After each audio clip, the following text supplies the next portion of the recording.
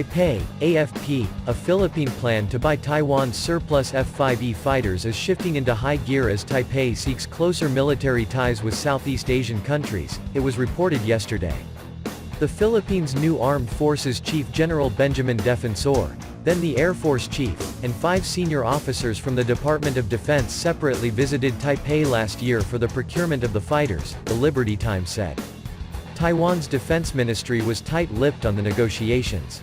The plan is sure to rile Beijing, which considers Taiwan as part of its territory which it has threatened to take back by force if necessary. In return for the fighters, Taiwan, which does not have enough airspace to train its pilots, demanded that Manila allow its jets to land at the former U.S. Air Base at Clark Field in Pampanga, the paper said. It said Taiwan also hoped its fighters, major targets of intensive Chinese ballistic missiles, could seek shelter in the Philippines should war break out with China. Philippine military officials had confirmed the plan to acquire 24 F5E jets from Taiwan at a bargain price in exchange for concessions, including allowing Taiwan Air Force pilots train in Philippine airspace.